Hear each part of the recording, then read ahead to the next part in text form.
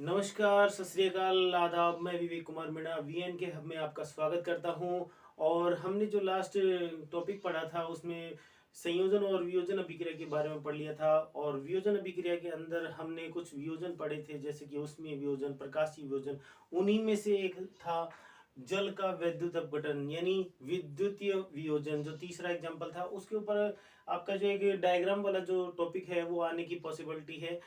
तो इस टॉपिक को हम स्टार्ट करते हैं। देखिए हमारे इस टॉपिक में क्या है, ये वैद्युतीय वियोजन है, अर्थात वह वियोजन जो विद्युत की उपस्थिति में होता है उसे वैद्युतीय वियोजन कहा जाता है।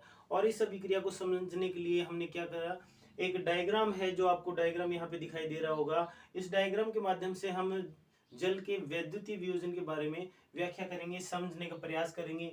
देखिए अगर आप इस हिसाब से लिखेंगे तो आपको बेस्ट से बेस्ट नंबर मिलने के पूरे चांसेस रहेंगे। हम टॉपिक वाइज लिखेंगे, जैसे कि पहला जो टॉपिक है हमारा है आवश्यक सामग्री। आपको डायग्राम दिख रहा होगा, डायग्राम में आपको जो भी चीजें आपको दिखाई दे रही हैं जो कि इस डायग्राम में है उनको आप आवश्यक सामग्री के रूप में यहाँ लिख सकते हैं। जैसे कि प्लास्टिक जग है, रबड़ की डॉट है, इसके अलावा इलेक्ट्रोड है, बैटरी, परख नली, जल और तनु H2SO और सल्फ्यूरिक जो एसिड है वो इस पूरे प्रयोग में हमारे काम में आएंगे। इसके अलावा जो सेकंड लाइन है वो आप ये लिख सकते हैं कि रासायनिक समीकरण की इस पूरी अभिक्रिया का रासायनिक समीकरण क्या होगा। तो यहाँ इस अभिक्रिया में हम क्या कर रहे हैं, जल का विद्युत धारा, विद्युत की उपस्थिति में अपघटन कर रहे हैं। यानी जल अपने ही अवयव में क्या हो रहा है, टूट रहा है, हाइड्रोजन गैस बना रहा है, ऑक्सीजन गैस बना रहा है। तो इसके अलावा जो तीसरा पॉइंट हम ले सकते हैं वो है चित्र, डायग्राम, इस पूरी चीज का डायग्राम। और चौथा जो सबसे इंपॉर्टेंट पॉइंट है वो है विधि, कि इसके अंदर क्या किया हमने, क्या क्या मेटल लिया और उसको किस तरीके से हम समायोजित करके उसका प्रयोग करते हैं। तो देखो विधि को हम पॉइंट वाइज लिखेंगे ताकि बिल्कुल आसानी से हमें याद हो सके और उसको समझ सके। कि सबसे पहले हमने क्या किया, एक प्लास्टिक का जग लिया। क्या लिया, पहला पॉइंट क्या हो जाएगा कि सबसे पहले हमने एक प्लास्टिक का जग लिया। सेकंड पॉइंट, इस प्लास्टिक के जग में नीचे की तरफ दो छिद्र किए। प्लास्टिक का जग लिया, जग के नीचे की तरफ दो छिद्र किए और उन छिद्रों में हमने क्या लगा दिया, रबड़ की डॉट लगा दी, रबड़ का स्टॉपर लगा दिया, ताकि इसमें जो भी चीज हम डालें वो नीचे ना आए, गिरे नहीं। इसके बाद हमने जैसी रबड़ की डॉट लगा दी, इस रबड़ की डॉट के सहारे हमने ग्रेफाइट, कार्बन की जो छड़ है, इलेक्ट्रोड जो है, उसको इसमें फिट कर दिया चित्र अनुसार। फिर इसके बाद में हम क्या करते हैं, अंशांकित दो परखनली लेते हैं। अंशांकित परखनली लेते हैं, जल से भरी हुई, जल से भरी हुई दो अंशांकित नली लेते हैं और उन अंशांकित नली को इन इलेक्ट्रोड के ऊपर उल्टा चित्र अनुसार समायोजित कर देते हैं। प्रत्येक इलेक्ट्रोड को हमने 6 वोल्ट की बैटरी से समायोजित कर दिया, संयोजित कर दिया। जो हिस्सा धनात्मक हिस्से से जुड़ा रहता है उसे हम एनोड कहते हैं, जो ऋणात्मक हिस्से से जुड़ा रहता है उसे कैथोड कहते हैं। इसके पश्चात हम क्या करते हैं, इस जग में क्या डाल देते हैं, पानी डाल देते हैं। क्या डाल देते हैं, पानी, जल डाल देते हैं। जल की मात्रा इतनी ही होनी चाहिए कि वो इलेक्ट्रोड की सतह को ढक ले, न तो ज्यादा न कम। इलेक्ट्रोड के लगभग बराबर आपको क्या डालना है, जल डालना है।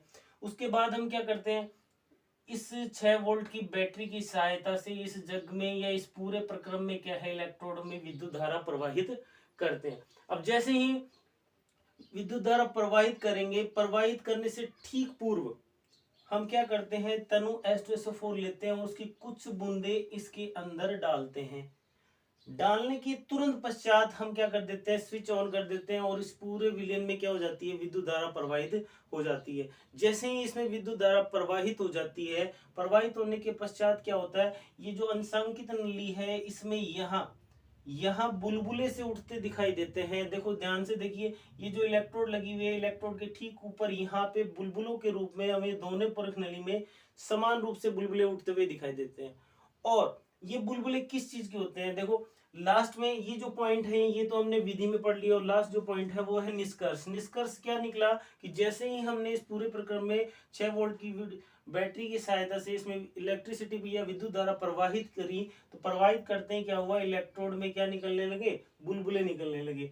तो देखो निष्कर्ष, दोनों इलेक्ट्रोडों पर बुलबुले बनते हैं तथा क्रमशः हाइड्रोजन व ऑक्सीजन गैस अंशांकित नली से जल को विस्थापित कर देती है। कहने का मतलब जैसे हम इसमें विद्युत धारा प्रवाहित करते हैं, परख नली में जो पानी भरा रहता है उसमें से हाइड्रोजन और जो ऑक्सीजन गैस होती है वो अलग हो जाती है, अलग होकर यहाँ ऊपर ऊपर इकट्ठा हो जाती है अंशांकित परख नली में, और वो जल को नीचे विभाजित कर देती है, नीचे की ओर भेज देने लग जाती है। तो इस प्रकार से क्या हुआ, वैद्युतीय वियोजन के इस पूरे प्रक्रम में जल का वैद्युतीय वियोजन हुआ, जल की वैद्युतीय वियोजन होकर जल अपने ही घटकों में टूट जाता है। तो कुल मिला के बेटा इसमें याद रखने वाली बात है, आवश्यक सामग्री आप चित्र को देखेंगे अपने आप आपको तुरंत याद हो जाएगी। रासायनिक समीकरण बहुत सिंपल है क्योंकि हम काफी बार इसको यूज कर चुके हैं। चित्र भी आपको एक दो बार प्रैक्टिस करेंगे आपको समझ में आ जाएगा, ज्यादा हार्ड नहीं है। विधि, सबसे पहले हम क्या लेते हैं, प्लास्टिक का जग लेते हैं, प्लास्टिक के जग में नीचे की तरफ 2 छिद्र लेते हैं, 2 छिद्र लेने के बाद उसमें रबड़ का स्टॉपर लगा देते हैं, रबड़ का स्टॉपर लगाने के बाद उल्टी 2 परख नली जो होती है अंशांकित नली, उन्हें जल से भरकर उसमें चित्रानुसार व्यवस्थित कर दिया जाता है। इसके बाद जैसे ही इसमें हम तनु एस्टोसोफोर डाल देते हैं, बैटरी की सहायता से इसमें विद्युत धारा प्रवाहित करते ही यहाँ पे बुलबुले दिखाई देने लगते हैं। ये जो बुलबुले होते हैं हाइड्रोजन और ऑक्सीजन गैस के होते हैं। ये हाइड्रोजन और ऑक्सीजन जो गैस होती है वो अंशांकित नली से जल को क्या कर देती है, विस्थापित कर देती है। तो उपरोक्त प्रयोग से हम ये समझ सकते हैं कि वैद्युतीय वियोजन किस प्रकार से होता है। आशा करता हूँ आपको ये टॉपिक समझ में आया होगा। धन्यवाद।